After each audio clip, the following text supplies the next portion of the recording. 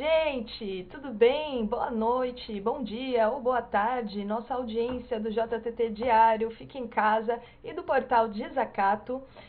Bom, antes de começar qualquer coisa, a gente já tem que começar falando que ontem a gente esqueceu um vídeo da socióloga Rita Coitinho, que é colunista aqui do portal Desacato, e ela traçou um esboço da importância de Vladimir Lenin, que nasceu ontem, fez 150 anos.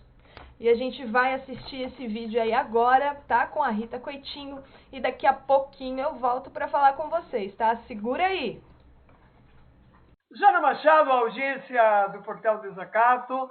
Hoje é um dia muito especial para as pessoas socialistas, para as pessoas comunistas, para as pessoas do campo popular. Hoje se completam 150 anos do nascimento de Vladimir Ilyich Lenin.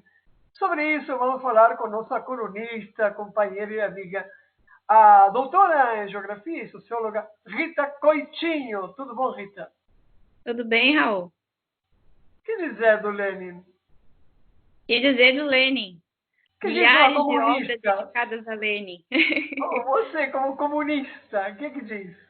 Lenin, o grande intérprete do marxismo para as periferias, né? As obras de Marx eram obras muito ligadas à Europa Central e suas ideias muito avançadas para a época foram reinterpretadas por Lenin e aplicadas às chamadas periferias do capitalismo, né? Então, sem Lenin não teríamos os grandes movimentos nacionais e populares, as grandes revoluções e movimentos sociais nas chamadas periferias do sistema, né? Na Rússia, na China, em Cuba, na África, na América Latina. Então, as ideias de Lenin são as ideias que fizeram do marxismo europeu o marxismo da humanidade. Eu acho que devemos a ele. Que legal! Essa coisa pequenininha. Apenas isso.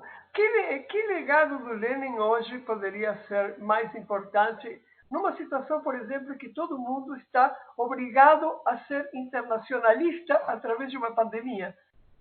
Porque o mundo que apontava para a cristalização definitiva da globalização se encontra com uma internacionalização, ou seja, com uma recarga de valores morais, éticos, históricos, sobretudo da classe produtora da riqueza. Qual é o legado do Lenin nessa situação atual tão peculiar da humanidade? Bom, como intérprete do marxismo que foi, Lenin considerava que os países, as nações, ao mesmo tempo têm características peculiares, estão interligados. Seja pelo domínio, né, a teoria do imperialismo, tão importante nas ideias de Lenin, seja pela resistência, né, a resistência dos trabalhadores, a resistência dos povos subalternos, também são resistências que têm um componente nacional e um componente internacional, os dois trabalhando juntos, né, sem esse escalonamento que muita gente gosta, né, de fazer. Não, o mais importante é o nacional, não, é o internacional. Na verdade, as duas coisas, né? E a teoria de Lenin é muito clara nesse sentido e é por isso ela é tão atual. Ou seja, para concluir, Rita, neste rápido comentário sobre os 50 anos de Vladimir Lenin, Lenin está presente hoje, Lenin é profundamente atual hoje, e a leitura do Lenin e as práticas do Lenin são extremamente necessárias para a situação atual, é isso? Extremamente necessárias, né? A ligação entre teoria e prática, a construção a partir do real e não do ideal, né? E a solidariedade de classe, o internacionalismo e sempre, né? A insatisfação com o modelo opressivo, com o imperialismo e a vontade e a consciência de que é possível transformar e fazer um mundo melhor. Eu acho que essas são as ideias de Lenin que permanecem atuais. Pois então, obrigado, Rita. Nos encontramos em outro momento, quem sabe a semana próxima, mas muito oportuna, a tua reflexão, teu comentário a respeito dos 150 anos de Vladimir Ilyich Lenin. Obrigada, Raul. Sempre muito bom conversar contigo. Um abraço. Beijo. Tchau. Isso aí, a gente voltou aqui, voltei com vocês, já assistiram aí a matéria da Rita Coitinho, junto com o Raul Fittipaldi. Agora, começando, para começar de verdade, Tem aqui as nossas redes sociais. O primeiro é o portal Desacato, desacato.info. Visite aí o nosso portal. O segundo ali embaixo é o nosso Instagram, @portal.desacato. Facebook, portal.desacato. No YouTube, portal Desacato. E no Twitter, @DesacatoBrasil. Beleza? Vai lá, segue a gente, coloca aí seus coraçõezinhos, suas emoções. Aqui embaixo fica aí, eu acho, todos os emojis para você curtir, para você dar um amei, dar um uau, enfim. Fale com a gente, comentem aqui nessa publicação e compartilhem a outra informação. Marquem aí os nomes de quem você acha que gostaria de assistir ao JTT ou quem precisa assistir ao JTT. Eu também quero falar aqui para vocês enviarem as pautas e as suas mensagens e denúncias ou qualquer fonte que você queira que a gente entreviste. Tá aí os nossos números, os nossos contatos. Esse daqui é o WhatsApp. 048 98807 7742. Mande aí a sua mensagem e também temos o e-mail portal.desacato@gmail.com. Certo? Fala com a gente, manda aí a sua mensagem, daqui a pouquinho eu vou ler algumas mensagens, mandar alguns abraços aí, certo? Vamos ver o nosso portal. O que a gente tem aqui hoje? Ó, essas duas matérias, essas três matérias aqui embaixo também foram as matérias que foram no JTT diário de ontem. Então, se você perdeu, quer assistir alguma coisa aí que foi ontem, tá aqui, ó, três matérias bem legais, bem interessantes para vocês, beleza? E aqui embaixo também tem o JTT completo na íntegra. Mercado manda, instituições obedecem, que foi o JTT de ontem. Se você perdeu, confere aí. E de matéria aqui no nosso desacato.info, Justiça proíbe shopping de Blumenau de fazer shows e exige estrutura para garantir distanciamento. Gente, vocês viram essa foto? Tá pior do que o centro de Florianópolis. Eu vi uma foto do centro de Florianópolis também, tá meio que isso, só que aqui tá pior porque, assim, é um lugar fechado. E essa aglomeração de gente aí, gente, tá com máscara? Legal que você tá com máscara, mas tá todo mundo junto, né? Assim, não sei se resolve muito. Eu acho que o negócio é não sair de casa. Eu acho que é uma boa saída já. Ó, já chegou aqui novas matérias para vocês conferirem. A esquerda precisa reconstruir sua força, sim ou sim. De fato, aí é o debate que foi ontem, da Helenira Vilela com Ralph Tipaldi. Vamos ver quem mais que temos aqui. O governo cancela a antecipação da segunda parcela do auxílio. Bolsonaro desautoriza Lorenzoni. Gente, que loucura. Covid-19. DEPEN suspende por 30 dias visitas nos presídios federais. Massa, é isso. Imagina, que loucura. Falta de transparência do governo promove apagão estatístico sobre desemprego. Ah, que coincidência. Eles estão apagando os merdeiros aí que eles estão fazendo, né? Que está causando no povo. Lula sobre julgamento na madrugada. Acham que isso vai diminuir as críticas a Bolsonaro? Tá aí, ó, o Lula falando. Pela foto ele tá nervoso, ó. Tá falando mesmo. O ex-presidente diz não estar preocupado com o julgamento e que sua consciência está mais tranquila do que a de Moro. Defesa de Lula pediu adiamento do recurso no STJ. Certo? Bem, tem bastante coisa aqui para vocês darem uma olhada, se informarem bastante, compartilharem aí com todos que vocês acham que devem ler, acessar o nosso portal. Tá aí mais uma matéria, Olavo de Carvalho corrobora a tese de Ernesto Araújo sobre comunavírus, criado pelo Serviço Secreto Chinês. Ai, gente, ó, nem vou falar nada. Aqui, ó, vocês podem encontrar opções mais fáceis para você compartilhar no Facebook, compartilhar ali no Twitter, dar um curtir aqui, certo? Você pode pegar também aí o endereço do site da matéria do nosso portal, jogar aí nos grupos de WhatsApp, mandar para todos os seus amigos, suas amigas, beleza? Grupo da família, né? Sempre causa conflitos o grupo da família. Bota aí no grupo da família a matéria do Portal Desacato. Léo Lins e delegados de Pernambuco atacam artistas plásticos. Artista plástico desenhou enquanto estava sendo espancado. Gente, que horror. Que horror, gente. O povo preto não para de sofrer. Não para, gente. E os brancos também não ajudam. Gente, tá aqui, ó. Seja um leitor e uma leitora, amiga, amigo do portal Desacato. Você acessa aí o banner que tá logo acima ali. Quando você abre desacato.info, você já vai encontrar um banner. Clique aqui, já vai abrir essa página para vocês. Vocês podem contribuir mensalmente com vários valores aqui, ó. Imagina, a gente tem mais de 1 milhão de acessos. Mais de 1 milhão de acessos por ano. Muito mais de 1 milhão de acessos por ano. Imagina se cada um que consegue, que entra e lê o nosso portal, contribuísse com R$10, ó, R$10 mensais. Se não for atrapalhar o seu bolso, a sua fatura aí mensal, contribua com a outra informação. A gente precisa continuar levando aí a visibilidade dos povos excluídos da sociedade. A gente também tem a contribuição anual, com outros valores que você pode aí contribuir. Isso é responsabilidade social.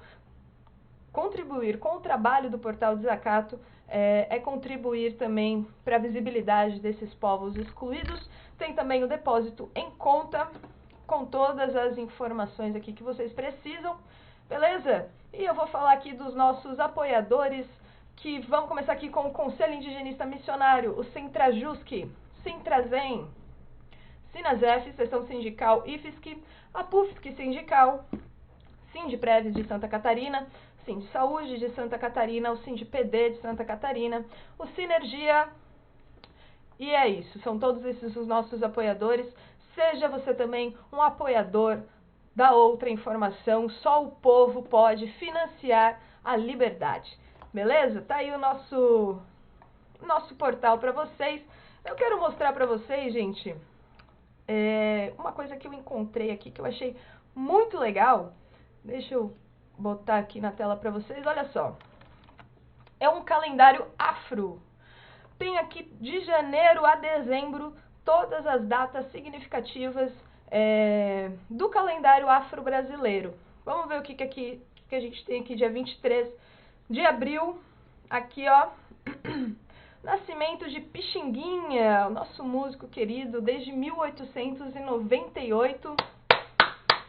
Parabéns, Pixinguinha, querido, levando aí a nossa cultura preta. Muito bom, tem que ter. E é necessário falarmos disso também, certo? Vamos lá ver o que a gente tem hoje aqui. Deixa eu botar essas coisinhas pra cá. Vou me botar aqui, ó. Apareci. Vamos lá, o que a gente tem hoje, gente?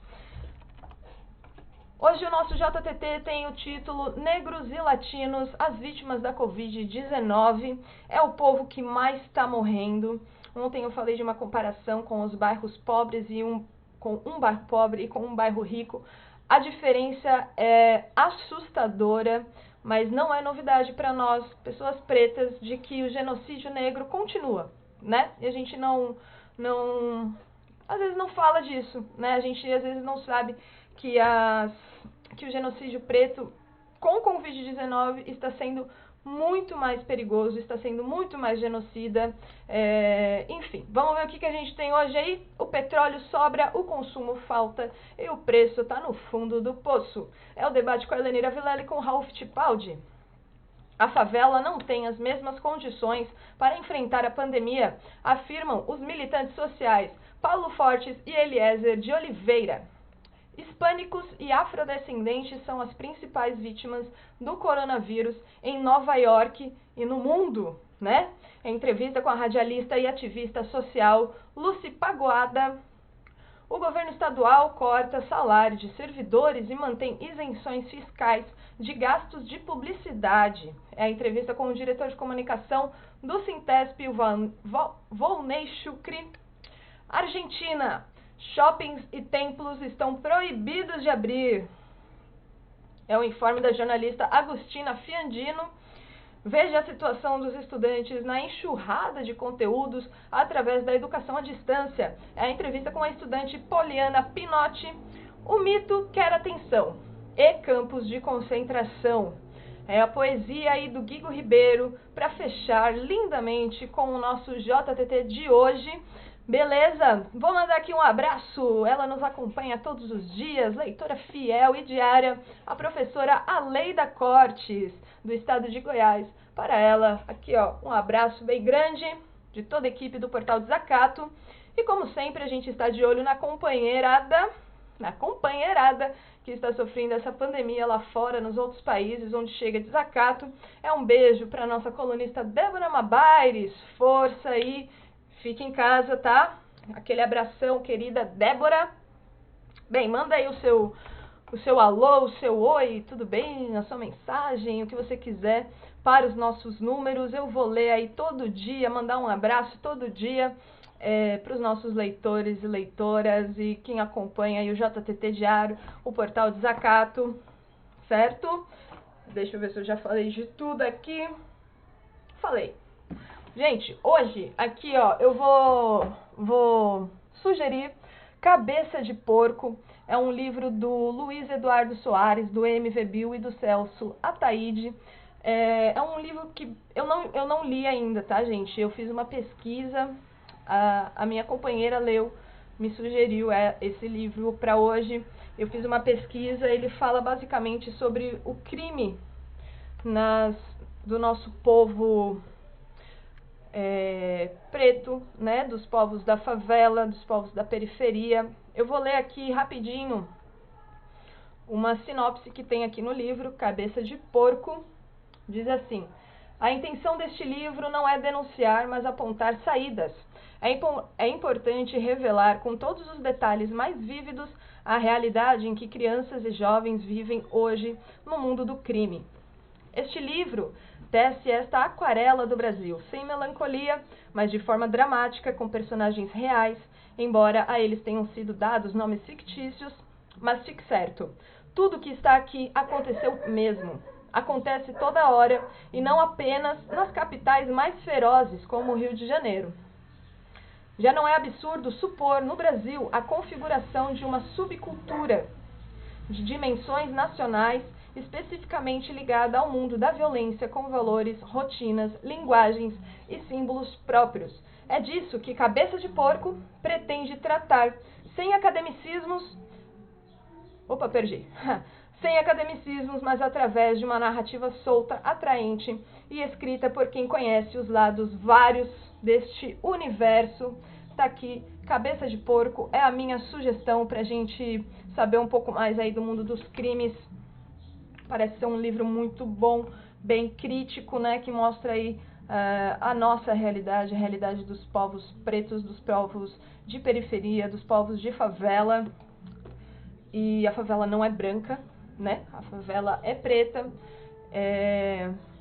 e a favela surgiu para privilégio dos brancos, né? Sempre assim, sempre com os brancos sendo privilegiados, os povos pretos às margens, nos piores locais aí, para que eles não sejam enxergados, para que a gente não tenha tanto contato com esse povo, né? Então a gente bota os pretos à margem, os brancos ficam aí na centralidade de tudo, como sempre. Não é verdade? Nada muda e os povos pretos continuam sendo mortos, o genocídio preto continua sendo executado, agora não só pela polícia, mas também pela pandemia, não só pela nossa sociedade racista, porque todos nós nascemos racistas, nós pretos, a gente reproduz o racismo, não tem como a gente ser racista porque a gente não goza aí do privilégio branco, então a gente não é racista, a gente às vezes reproduz o racismo, mas todo branco nasceu racista porque foram os brancos que criaram o racismo, então vocês têm que lidar com isso, certo, gente? Vamos lá, vamos continuar aí o nosso JTT diário especial. Agora vocês ficam com o debate da Helenira Vilela e do Raul Fittipaldi. Deixa eu achar aqui o debate, gente, ele sumiu pra mim. Aê, foi. Gente, amanhã tamo junto de novo. JTT diário especial é de segunda a sábado, sempre às 18 horas, levando a outra informação pra vocês. A gente agradece a nossa audiência do JTT, do Portal Desacato. Estejam conosco. Amanhã eu volto com vocês. Tchau, tchau. Alô, alô, audiência do Portal Desacato. Pois então, gente do JTT, fica em casa. E tem um amigo aqui, sabe, Iranira Vilela? Tem um amigo que quer contratar uma bandinha de música, porque pode reabrir seu restaurante, uma coisa assim, uma academia de ginástica, aqui do lado. Aqui do lado. E eu não conheço ninguém que tenha uma bandinha de música. Você conhece alguém, Iranira? Posso, inclusive, indicar instrumentos de sopro. Eu acho que pode ser um saxofone, pode ser uma, sei lá uma corneta. Vamos assoprar bastante perdigotos na cara de todo mundo? Pode ser, pode ser.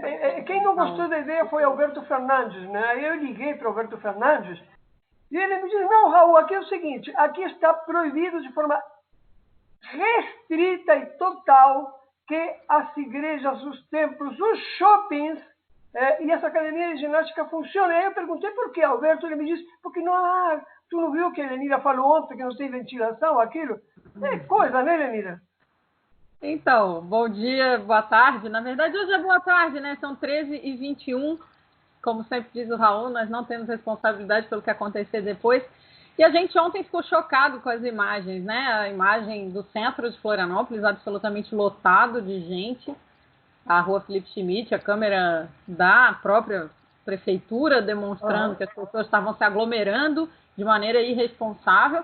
Mas lembrando que a irresponsabilidade é muito mais do poder público e dos empresários que mandam nesse poder público, que não define as políticas, como a gente já disse várias vezes, que permitam as pessoas ficarem em casa, também não informa definitivamente. E aí é isso, abre o shopping, né, em Blumenau, as pessoas entrando às rumas, né, todas juntas, filmando, a pessoa não pegava o álcool que estava sendo distribuído pelo funcionário do shopping, que estava filmando a entrada, e aquela gente arada, o cara tocando o instrumento de sopro, espalhando perdigoto pelo ar. E aí a gente se pergunta, gente, vocês não entenderam? Não viram a quantidade de covas que estão sendo abertas em Manaus? Vocês não perceberam que Florianópolis, aliás, já tem colapso funerário há muito tempo, né? Isso é um problema estrutural dessa cidade há bastante tempo. Existiu, já teve até CPI, né? Lembra que teve a CPI da funerária? Então, Florianópolis, e aí a gente está rindo, mas é uma coisa trágica, as pessoas vão se contaminar massivamente, o sistema de saúde vai entrar em colapso, e o Moisés e o Jean, e os empresários que fizeram pressão para eles atuarem dessa forma, estão cometendo um crime muito triste, muito grave, e a gente espera estar errado, né? Muitas vezes a gente quer estar errado, porque a gente quer que a gente esteja enganado e que não aconteça o que aconteceu em todos os lugares que fizeram isso. Mas sem ironia, Lenira, a gente nem sabe se está enganado ou não, porque realmente os números que nós temos, evidentemente, não respondem à realidade. O Brasil tem uma subnotificação extraordinária em todas as cidades, em todos os estados. É difícil a situação, a gente não sabe se são esses quase 3 mil mortos, se são esses 40 quase mortos, falta um no momento da gravação, né? E realmente me parece que todo mundo, o empresariado também, está fazendo um esforço extraordinário no mundo todo, no planeta todo e no Brasil especialmente, para que o petróleo recupere os estándares de preços, porque assim todo mundo sai na rua, todo mundo consome, todo mundo gasta petróleo, e o petróleo se recupera, porque em definitiva os que mandam produzem ou roubam, como roubaram na Líbia, como queriam roubar na Síria, como roubaram no Iraque, como roubam em toda parte, roubam petróleo, porque inclusive suas matrizes de produção, suas matrizes energéticas de produção são bem antigas, não se renovam. Então, que subir o preço do petróleo, joga o petróleo para cima, manda todo mundo trocar o trombone e quem não gostar que cante aleluia. É isso, Lenira. Então, mas não está funcionando, né, Raul? Ontem aconteceu uma coisa que nunca tinha acontecido na história, que é o preço de referência do mercado futuro de petróleo dos Estados Unidos ter fechado negativo. E não foi um negativo qualquer, não. Deu menos $37 ontem esse preço de referência. É claro que esse não é um preço praticado, né? A gente está falando de mercado futuro.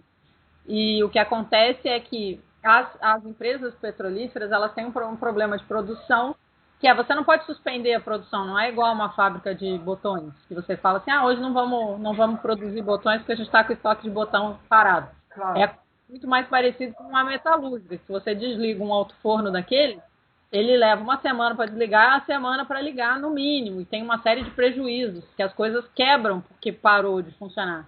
E a indústria do petróleo é mais ou menos assim, tem uma série de problemas de de postos que você pode ter queda de pressão, se desligar. E aí eles estão produzindo petróleo, não tem onde estocar. E como não tem onde estocar, eles estão pedindo para a transportadora que traz, estão pagando para alguém levar o petróleo para algum lugar. E isso aconteceu ontem, então, que eles terem que pagar para a pessoa levar petróleo ao invés de receber. Claro que a gente lembra que nós aqui já noticiamos, né, que o início da crise econômica que a gente viveu, que foi ali em fevereiro, já tinha a ver com uma disputa entre os Estados Unidos e a Arábia Saudita com a Rússia sobre a produção de petróleo, já tinha uma derrubada de preço ali antes, para poder desestabilizar os inimigos, né? E entre esses inimigos, é importante dizer, e o que aconteceu ontem tem impacto, um dos mais prejudicados é a Venezuela, que está sofrendo um bloqueio dos Estados Unidos, que é um assalto, na verdade, porque tinha dinheiro da Venezuela separado nos Estados Unidos para pagar o petróleo que a Venezuela já tinha entregue. Roubaram, né? Que eles não pagaram. Mas isso essa queda do preço do petróleo, ela é uma variável importante no mundo. Sem dúvida nenhuma, a pressão das indústrias do petróleo é pela retomada da atividade, exatamente por isso que você falou. Agora, existe um processo aí em que vai ter uma repactuação, e as perspectivas dos próprios analistas nos Estados Unidos é que você tenha mais quebra das empresas menores e mais monopólio, portanto, da produção e venda de petróleo. E no Brasil, aí tem duas coisas interessantes. Uma é que isso atinge o Brasil, especialmente nos estados que recebem bastante royalties do petróleo, porque a Petrobras vem reduzindo, né, o preço do petróleo desde que ele vem caindo internacionalmente. Aí, primeira coisa, a Petrobras reduziu em 52% o preço da gasolina e em 38% o preço do diesel, mas o preço na bomba se reduziu em torno de 10%. Então, lembra que desde o governo Temer eles têm regulado o preço da gasolina na bomba pelo preço internacional do petróleo, e isso fez subir pra caramba. A gente pagava R$ 2,50, né? O petróleo da Dilma, e chegamos a pagar R$ 4,50, R$ 5,50, dependendo da cidade. Só que na hora que cai, aí lá tá negativo e aqui não cai. Caiu 1/5, no caso da gasolina, do que foi reduzido no preço da Petrobras. E aí, deixa eu comentar o presidente da Petrobras, chama Roberto Castelo Branco. Outro dia a gente falou do Roberto Campos Neto, agora o Roberto Castelo Branco, mas esse parece que não é parente, não. Mas o Roberto Campos Neto está indignado, porque ele, presidente da Petrobras, disse: é um absurdo, a gente reduz o preço, e aí nós precisamos dos bons capitalistas, porque e os bons capitalistas são os que reduzem, acompanham a regulamentação do mercado. E esses são os capitalistas inimigos do próprio capitalismo, que fazem as pessoas serem contra o livre mercado. Quando eu li a declaração, eu fiz aquela carinha do menino do meme, sabe aquela carinha assim? É sério que você está falando isso? É isso mesmo, o Chicago Boy, porque o Roberto Castelo Branco é o Chicago Boy, amigo do Paulo Guedes. Só eu avisar para você, é por isso que a gente é contra o livre mercado, porque é mentira.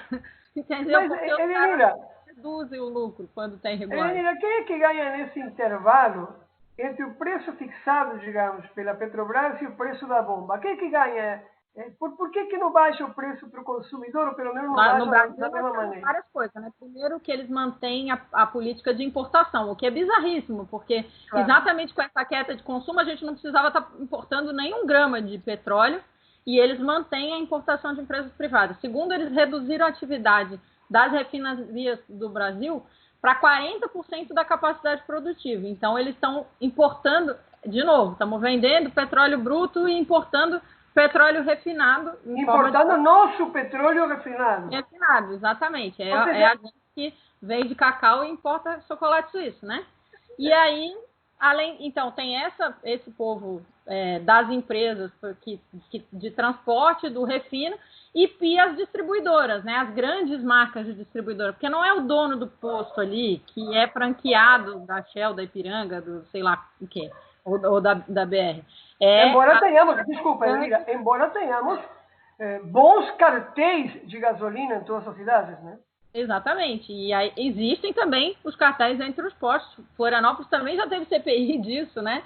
Que a gente tinha os cartéis aqui. Agora, Na verdade, quem ganha mais é a cadeia de refino, que é o que beneficia o petróleo e se apropria de uma boa parte, e essas grandes distribuidoras que não permitem a redução do preço para poder manter suas margens de lucro. Aconteceu com a Dilma, quando a Dilma retirou o imposto de comida e remédio, porque a cesta básica na época foi em 2013, né, que teve a alta por causa ainda da crise de 2008, e essa redução de imposto não é repassada, é acumulada como taxa de lucro para cada um dos empresários, e é isso que eles têm feito. Né? Bom, mas o refluxo de 2008, que pegou a Dilma em 2013, e que já vinha pegando devagar, e que se fez mais estrondoso no momento que o Joaquim Levy, infelizmente, foi colocado no lugar que foi colocado, demonstra o seguinte, audiência, né, Lenira?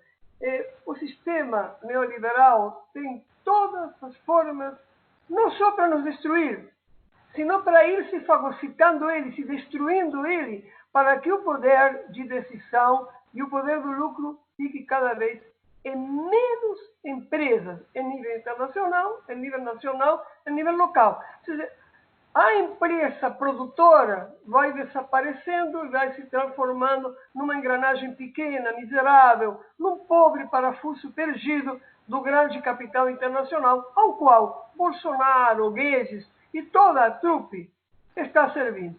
Helenira, a gente se encontra amanhã? Pode ser, Então, amanhã temos bastante trabalho. Há que dizer para a audiência que daqui a pouco tu e eu vamos aparecer em algum outro momento um pouco mais extenso, falando com algumas outras pessoas do Brasil e de fora do Brasil. Pessoas.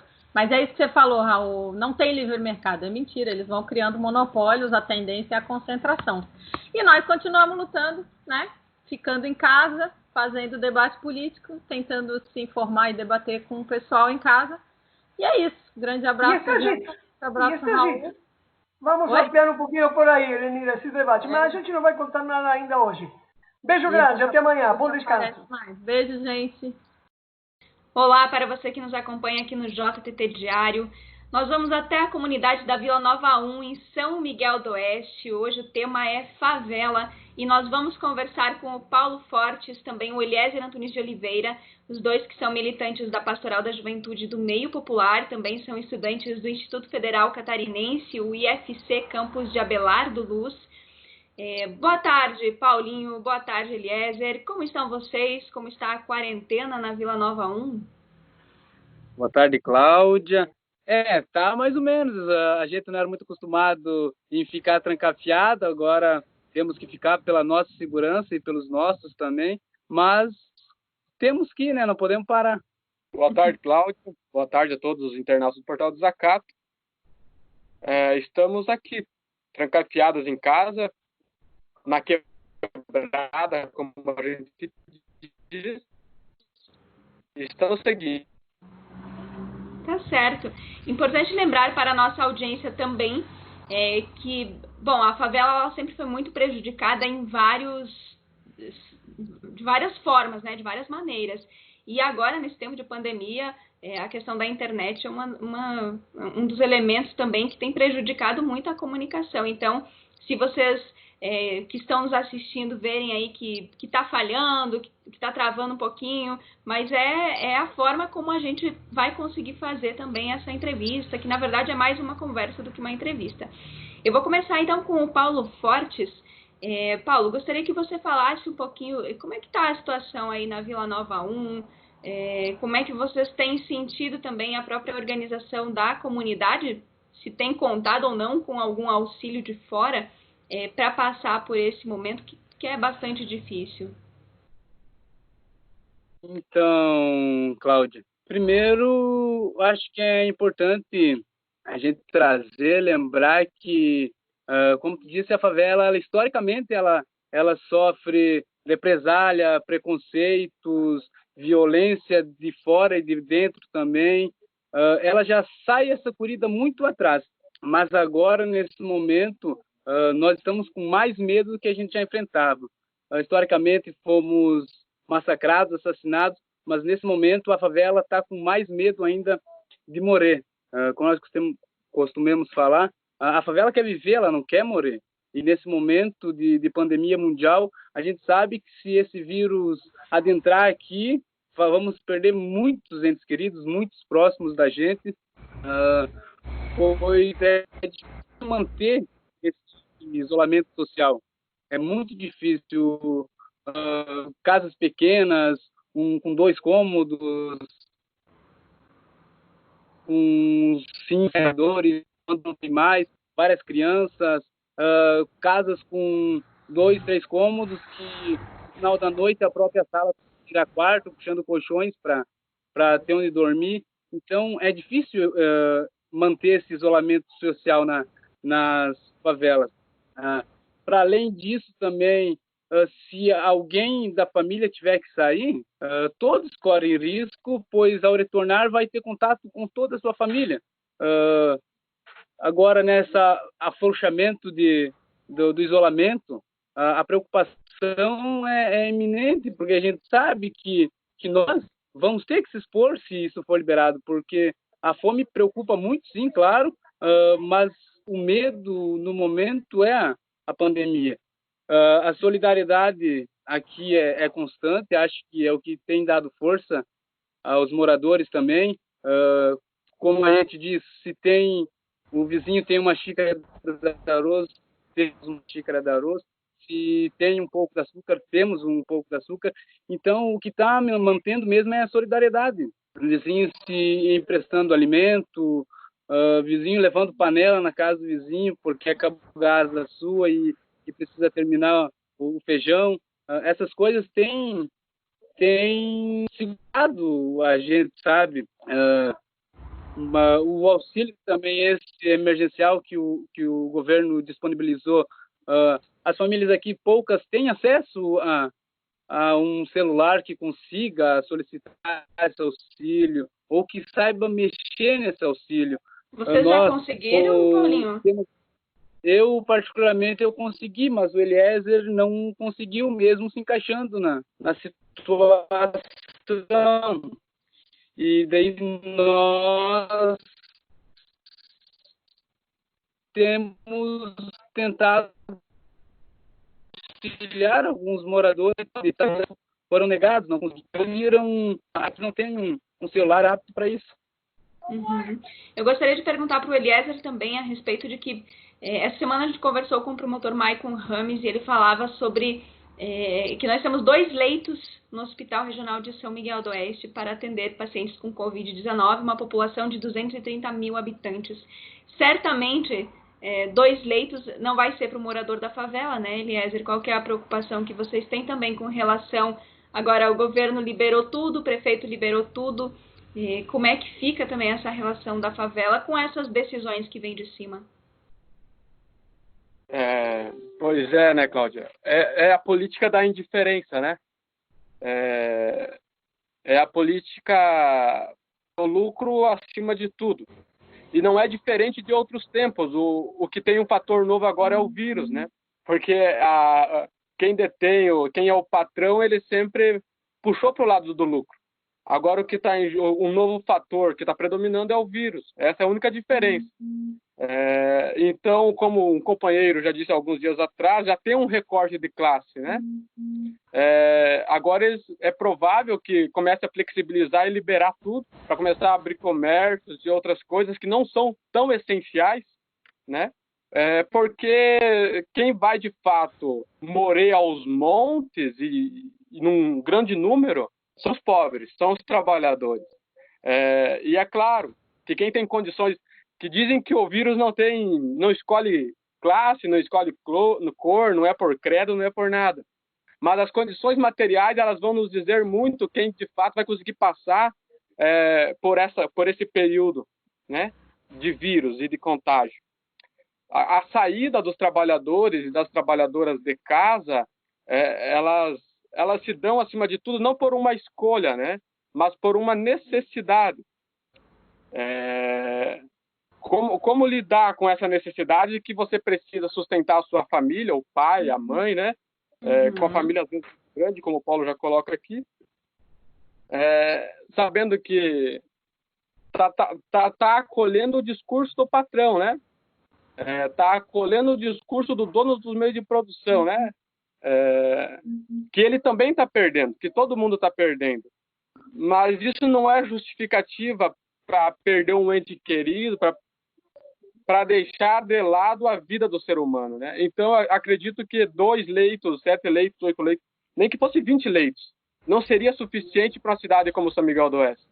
Né? Então, novamente, São Miguel do Oeste trata os trabalhadores e as trabalhadoras com indiferença, né? Muita indiferença, inclusive. Eu gostaria de encerrar essa entrevista, gente, porque eu sei que a arte, a cultura, ela está muito presente na resistência histórica, né, da favela e de todos nós, né? Então, o que vocês prepararam para a nossa audiência de hoje também como uma reflexão aí, um recado final? Nós preparamos uma poesia chamada Alerta. É assim: eu não posso me enganar, tem tanta gente ruim, mascarada por aí. Reflita o seu passado, lute no presente, pois para quem tem sonhos, o futuro lhe pertence. Olga Benar está presente, presente. Pois para quem tem sonhos, o futuro lhe pertence. Marighella está presente, presente. Saia da sua sala, não fique só nos livros, meu amigo. Você ainda é esperança, mas teoria sem prática não faz mudança. Mas teoria sem prática não faz mudança. A juventude é o combustível para transformar este país. Por isso é necessário estudar, ocupar praças e ruas para transformar. As diferenças são as armas. Enquanto usamos bandeiras e palavras, o Estado detona nossa quebrada. Enquanto usamos bandeiras e palavras, o Estado detona nossa quebrada. E o que sai na notícia são imagens distorcidas. O Estado mata crianças e a mídia justifica. Querem ocultar nossa existência. Favela é resistência e jamais nos calarão. Quer ocultar nossa existência, mas favela é resistência e jamais nos calarão.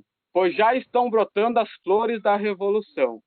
Favela, presente, presente, presente.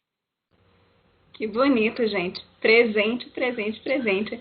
Um grande beijo, meninos. Paulo, Eliezer, e esse espaço também do JTT sempre estará aberto para vocês. Obrigado, Cláudia, pelo espaço também. E a gente volta a afirmar, a favela está cansada de morrer, não queremos mais morrer. E ficamos gratos pelo espaço, pela prosa, e que o desacato continue, longa data, né? Longa vida ao desacato, que tem cumprido um papel essencial ao lado da classe trabalhadora. Tá certo, gente. Em breve a gente volta a conversar. Até mais. Um beijo. Jana Machado, audiência do portal Desacato, do JTT Fica em Casa. Estamos agora preocupados pela situação de Nova York, então conversamos com uma das dirigentes ativistas sociais hispanas em Nova York, a militante hondureña Lucy Paguada. Com ela vamos ver qual é a situação especificamente dos hispanos durante a pandemia, que está sendo pavorosa no epicentro mundial da pandemia, que é Nova York, e também, em geral, nos Estados Unidos. Buenas noches, Lucy.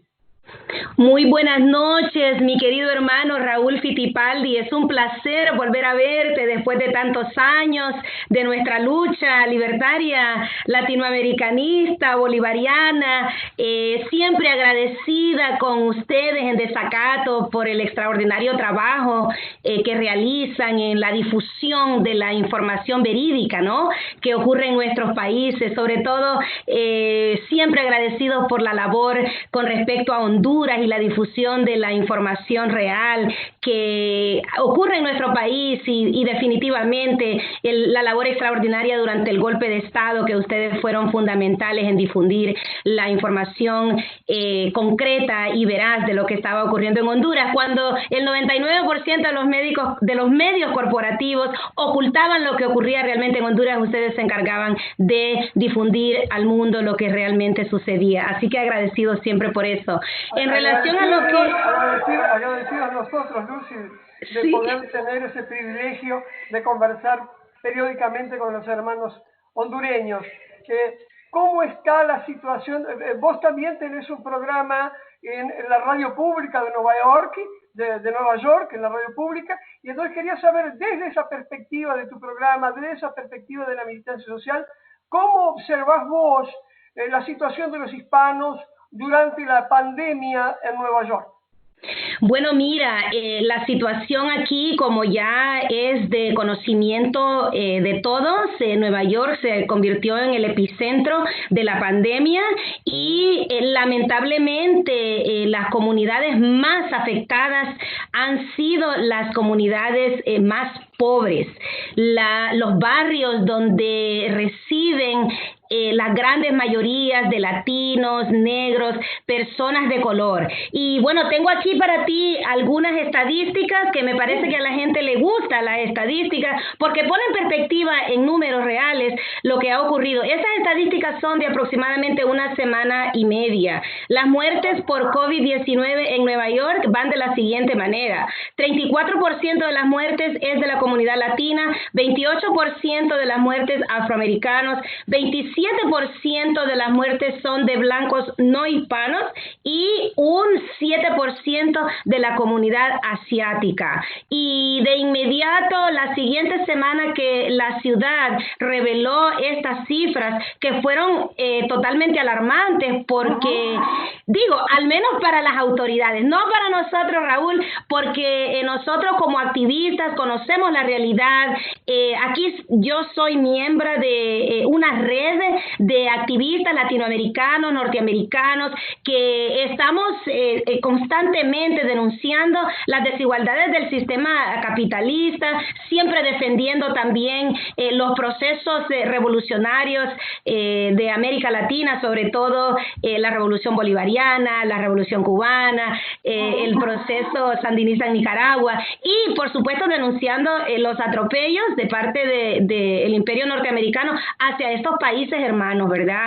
Temas como las sanciones. Pero volviendo específicamente a tu pregunta sobre Nueva York, para nosotros estas cifras no reflejaron, no representaban un secreto. Nosotros estamos conscientes de que el sistema capitalista es un sistema completamente desigual. Y desde el momento que empezó la pandemia, vimos, por ejemplo, donde se forjaban los focos de contaminación, que eran en las comunidades predominantemente latinas. Sobre todo, surge y sale al mundo el primer foco de contaminación, que fue el Hospital Elmhurst, de la comunidad Elmhurst de Queens, que constituye también otras 3 comunidades que son la comunidad de Corona, barrios predominantemente de comunidad mexicana, pequeña Colombia, mucha comunidad centroamericana y suramericana, y también Jackson Heights, 3 comunidades en el condado de Queens, Corona, Elmhurst y Jackson Heights, completamente comunidades latinas. Luego se empieza a analizar las razones, ¿por qué esto está ocurriendo ahí? ¿Por qué estos focos de contaminación? ¿Por qué el primer hospital en Nueva York que no se dio abasto, verdad, con el influjo de tantos infectados de coronavirus, que en su mayoría eran personas latinas, y te voy a decir que no correspondían a lo que se estaba especulando, que eran personas predominantemente de la tercera edad? No. De hecho, yo conozco a una enfermera que trabaja en ese hospital, que es la madre de una de mis exalumnas, porque esto ocurrió aquí en el barrio donde nosotros, en el condado donde vivimos, en el condado de Queens, aunque nosotros vivimos un poco retirados de los epicentros de la contaminación.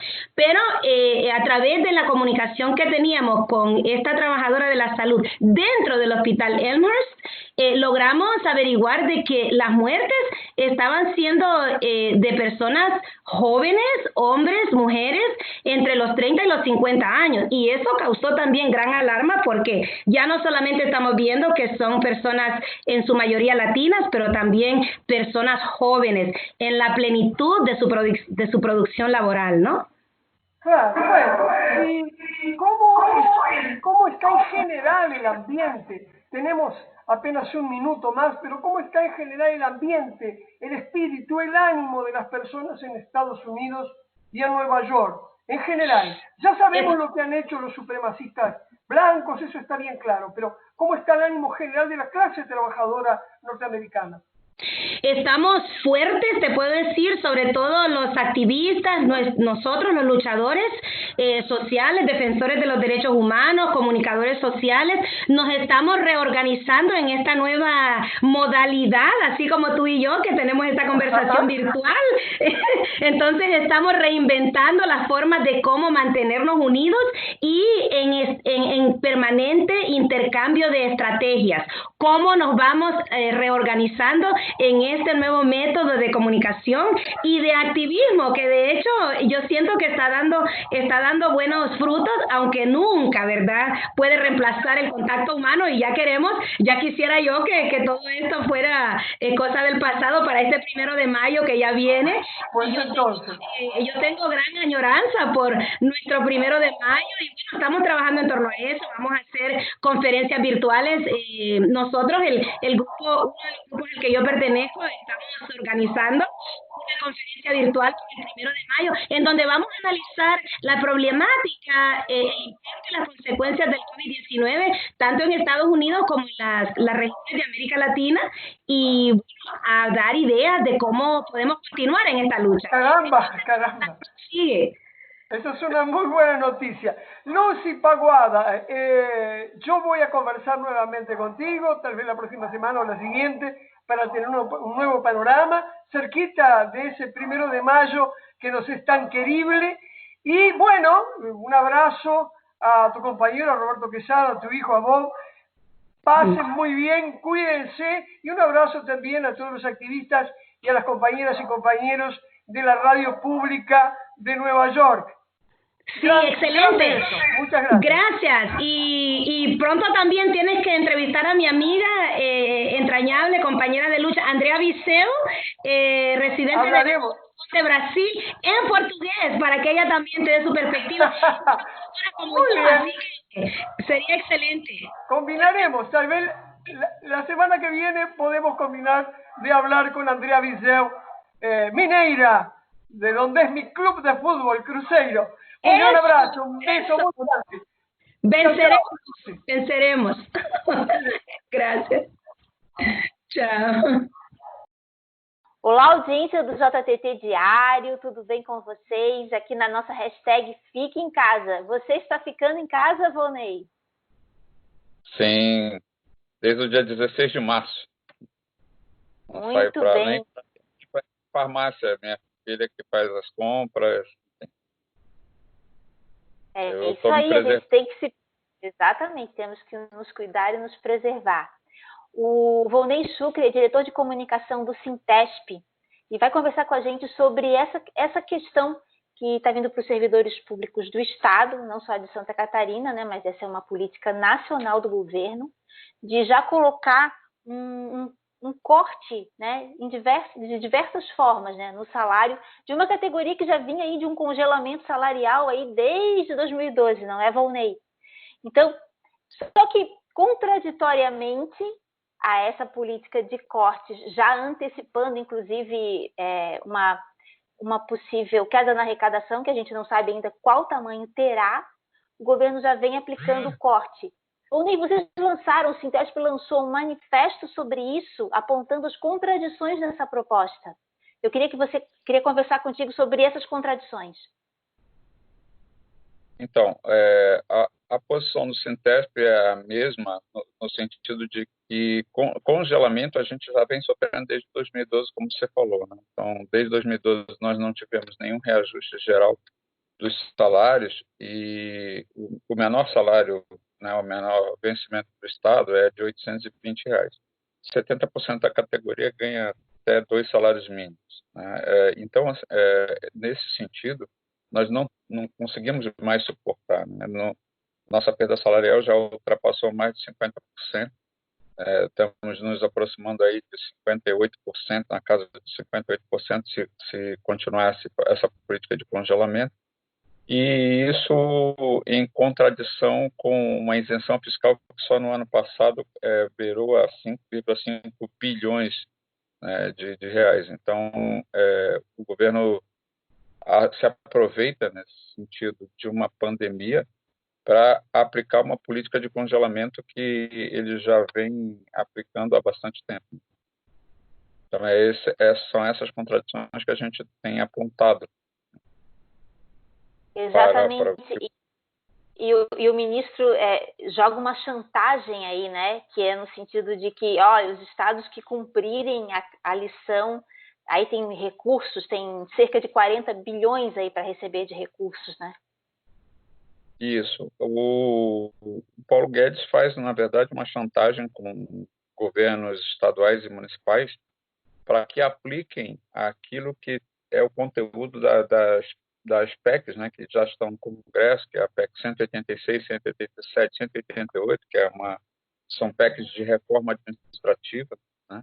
Então, ele se aproveita da pandemia para já antecipar as medidas que estão contidas nas PECs, né, no sentido de fazer uma chantagem de tem dinheiro desde que vocês congelem os salários dos servidores, né? Ou seja, façam um ajuste fiscal antes mesmo das propostas de emendas constitucionais serem aprovadas.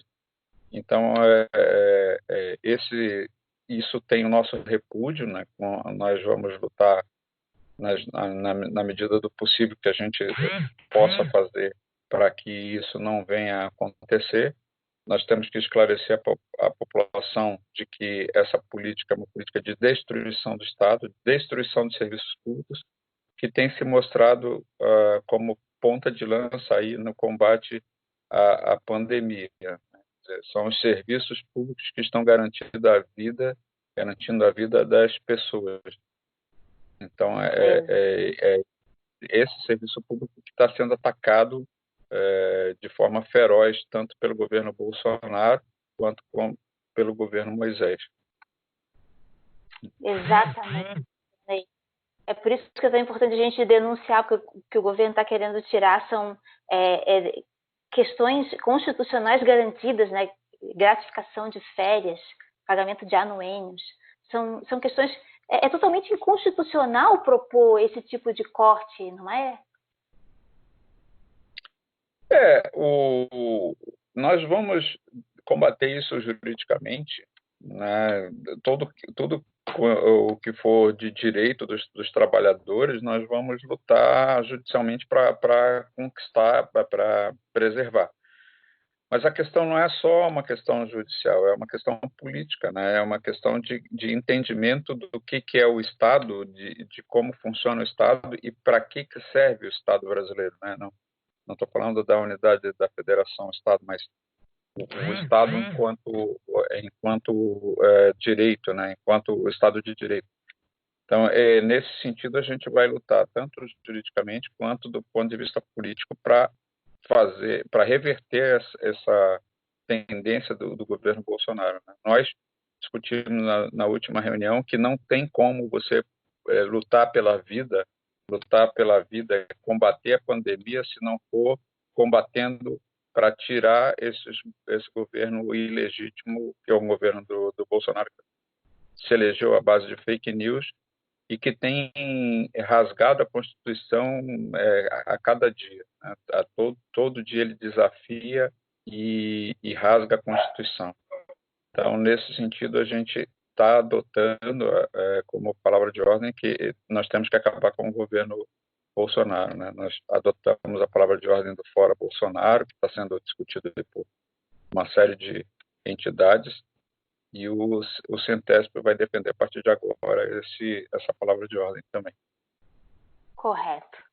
Bom, Ney, coloca o JTT Diário aqui à disposição do Centesp para a gente estar continuando nessa política de denúncia das questões que estão sendo atacadas, né, para os servidores públicos, que é um ataque indireto ao serviço público, né, que é o que está bancando aí a saúde do povo durante a pandemia.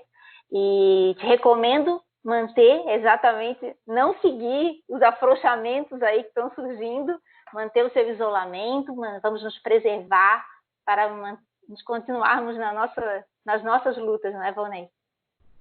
Exatamente. É engraçado, Rosângela, que no dia 16, eu liguei para marcar uma consulta médica e disse assim, a partir de hoje tu fica em casa. e eu não saí mais. Muito bom, é isso aí. Um abraço, Volney. Até a próxima. Audiência do Portal Desacato, do JTT Fica em Casa.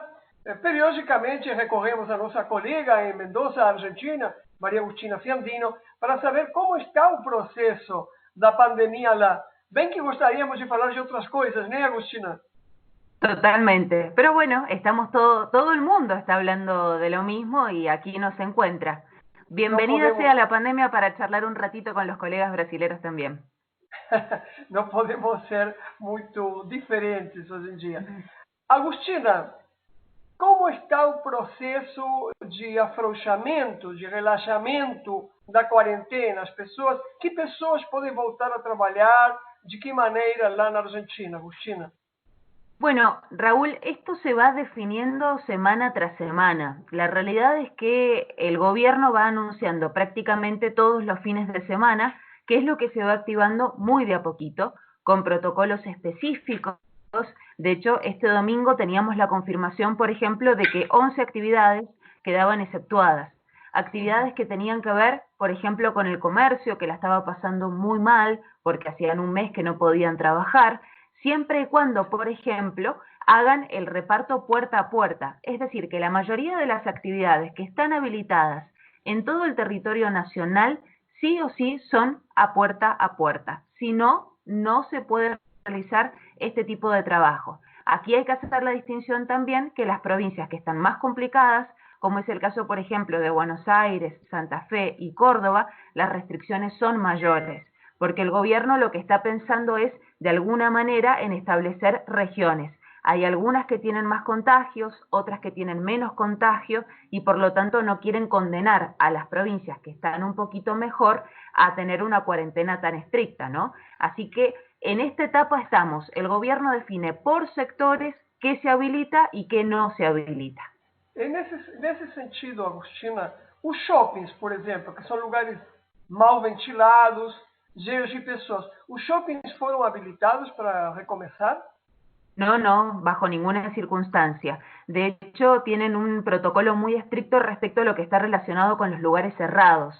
Pueden estar habilitados aquellos comercios, por ejemplo, que están ubicados en el centro de una ciudad, como puede llegar a ser el centro de Mendoza, con el sistema puerta a puerta, como te decía anteriormente, pero todavía los shoppings y aquellos espacios que se consideran cerrados, bajo ninguna circunstancia pueden funcionar. Hay alguna presión por parte de estos comerciantes que han elaborado un protocolo en particular y se lo han entregado al gobierno para comenzar a trabajar, pero el gobierno ya ha insistido que en este caso va a ser muy difícil la apertura de los shoppings.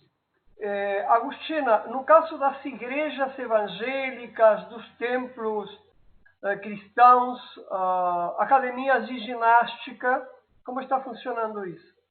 Bueno, el caso del culto religioso, cualquiera sea, no está funcionando, las iglesias no están abriendo porque se considera justamente que eso puede llegar a ser un foco de infección muy importante, considerando la cantidad de gente que puede ingresar dentro de un templo o dentro de una iglesia. Acá se están arreglando con encuentros virtuales, lo que hace el cura, el párroco, de acuerdo al culto del que se trate. Bueno, básicamente hace un encuentro virtual con aquellos que quieran participar, y sí lo que están haciendo, sobre todo el culto católico, el religioso católico, lo que está haciendo es, ayudando al gobierno nacional o al gobierno provincial, por ejemplo, para disponer en las iglesias del operativo de vacunación antigripal. La gripe que ya conocemos, no el coronavirus, bueno, están utilizando esos templos que son muy grandes para que puedan ingresar los grupos de riesgo, mantener el distanciamiento social y proceder a la campaña de vacunación antigripal, pero únicamente han abierto por eso.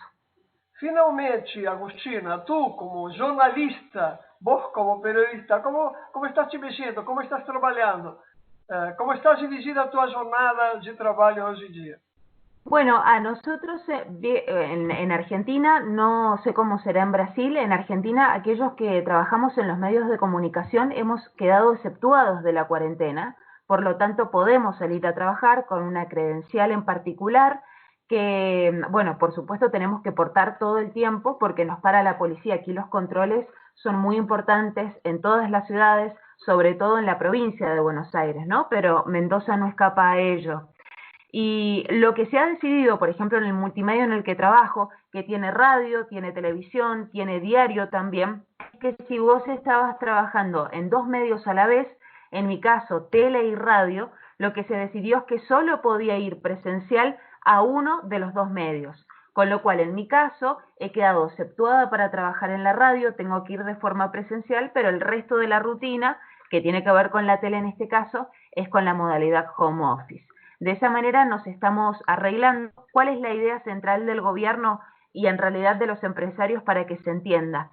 Quieren establecer distintos sectores muy delimitados para evitar lo que pasó, por ejemplo, en España, que se contaminaban los espacios y de repente si tenías a un periodista infectado que se estaba trasladando por todo el lugar físico, tendía a infectar también a otro colega. Con lo cual está todo muy delimitado y nosotros tenemos un espacio que no podemos violar, no podemos salirnos de ese espacio y de hecho nos están controlando todo el tiempo, ¿no? Es difícil, pero con el tiempo nos hemos acostumbrado.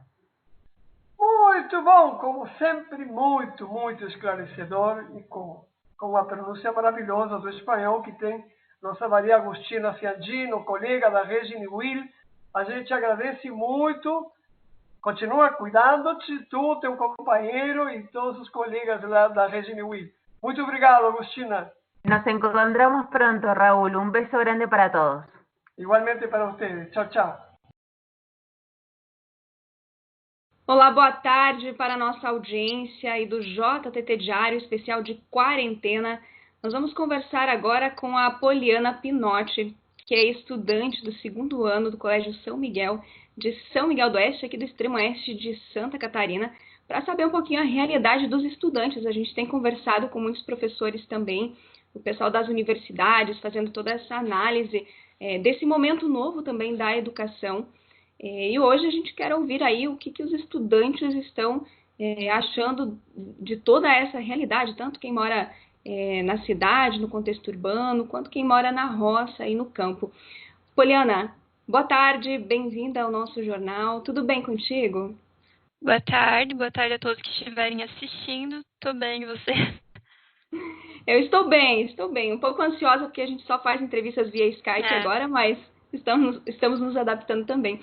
Sim. Poliana, fala pra gente um pouquinho como está sendo esse momento também para vocês aí, estudantes. Eu sei que muitas atividades são enviadas por e-mail, vocês conversam nos grupos de WhatsApp, mas como é que está sendo isso?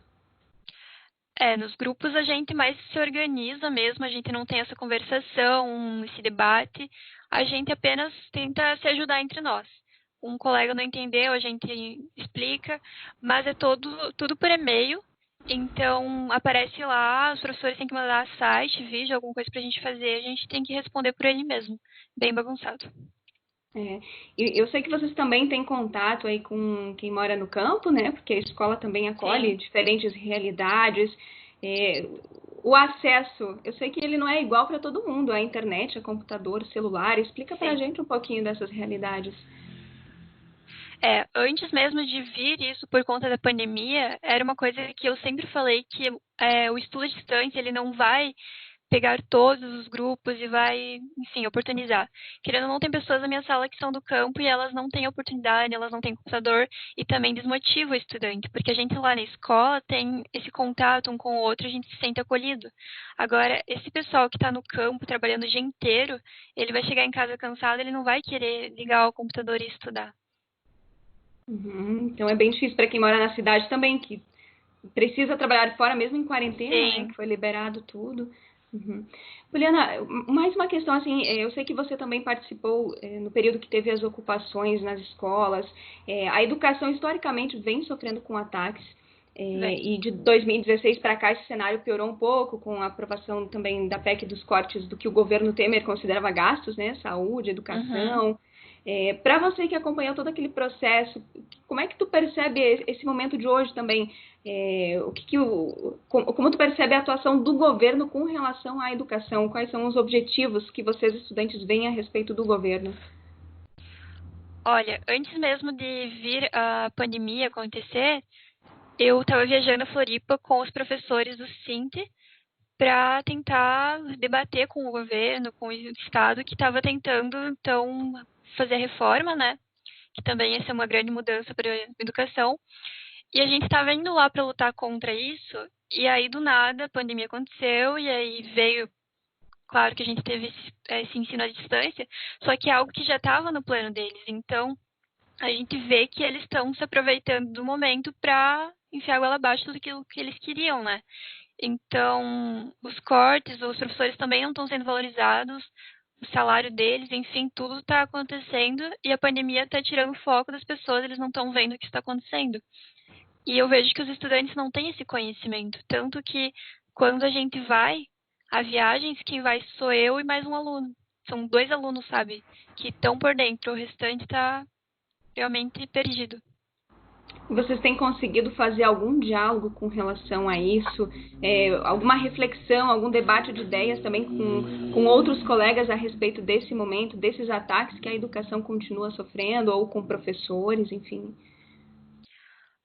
Até tentamos, mas é bem difícil, até por eles estarem por fora do assunto, é difícil tu tentar explicar o que está acontecendo, que isso, sei lá, não é só... É um atentado contra os estudantes, contra a educação, porque para eles é algo simples, porque logo eu me formo, então isso não vai me atingir. Só que atinge, né? E eles não percebem isso. Uhum. E para a gente ir finalizando, Poliana, tem algum recado, alguma observação que você gostaria de deixar também para os colegas, para os demais estudantes, né? Eu sei que é difícil fazer alguma organização, porque não se pode visitar ninguém em casa, não se pode encontrar na escola, enfim, que era o espaço de luta sempre dos estudantes. Mas tem algum recado que você gostaria de deixar? Sim. Primeiro, eu acho que os estudantes deveriam perceber o valor do professor. Eles não estão ali à toa e eles estão lutando, eles estão sofrendo também.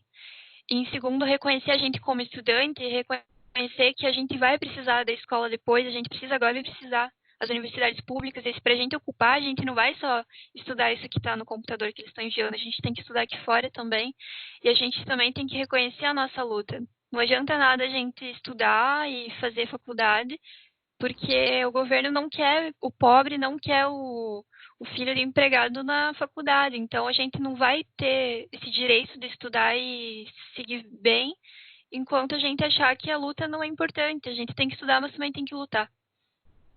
Muito bem, Poliana.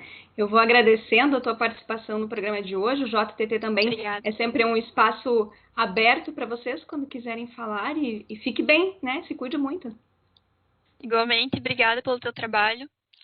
E espero que todos também possam refletir em relação a isso. Esperamos. Um grande beijo. Até mais, Poliana. Até mais. A audiência do Portal Desacato, do JTT Fica em Casa, esse momento é sempre muito gostoso, né? Receber o Guilherme Ribeiro, seu companheiro colunista e múltiplo artista. E então, como ele é um artista muito versátil, que abrange várias áreas da cultura e da arte, hoje ele vai nos oferecer poesia. Tudo bom, Guigo? Tudo bem, Raul. E você, como é que tá? Na luta. Tem bastante quarentena pela frente, embora mandem as pessoas morrerem nos shoppings, nos templos evangélicos e algumas outras igrejas. Embora faça isso, a gente se cuida, a gente fica em casa, você está na sua casa, eu na minha, e a gente não sai daqui. Embora a economia para alguns seja mais importante, né? Pois é, mas não existe essa dicotomia, porque você não pode vender nada para cadáveres depois. O seguinte, vamos com essa coisa bonita, que é sua escrita, que é sua poesia, Guigo. Saiu daqui, fica contigo. Eu fiz um trabalho, uma poesia hoje para partilhar com vocês. Se chama A Sorte. E eu vou fazer a leitura para vocês. Inclusive, esse próximo final de semana vai estar na minha coluna. Leiam. Espero que gostem. Vamos lá. Entrega a sorte na bandeja destino. A refeição do se comem almas, vidas. Palitam dentes não sem antes o gozo do mais. A mesa farta da fome do outro. A mesa posta em cores alegres. A celebração do tempo, da distância. Se escreve sobre destino. Se escreve sobre destino Se pinta quadro cinza primavera em manhãs floridas de sangue? Um mito ri para a descrença, e hoje, e só hoje, silencia-se o escândalo de terror, só hoje. O amanhã é mais, e não há indignação suficiente que aquete o peito da gente na certeza, jaz aqui o fim. O tempo colapsa, num céu laranja que implora um tempo novo. O tempo colapsa num céu laranja que implora um tempo novo. Antigos contam histórias, os novos estão online. Antigos contam histórias, os novos estão em redes. E a máquina tenta comer o que nos come. O mito quer atenção e campos de concentração. O mito explica o homem. O mito é frágil como a força que finge ter. O mito, o tempo, dá tempo. Enquanto o tempo colapsa, num céu laranja que implora um tempo novo, para largar as vestes de novo e retomarmos a marcha dos mesmos, mais dos mesmos. Meu aplauso cada vez que escuto seu vivo, cada vez que eu leio vivo. Uma beleza, e a mensagem é muito clara, porque é uma poesia do cotidiano, mas é uma poesia política, inclusive.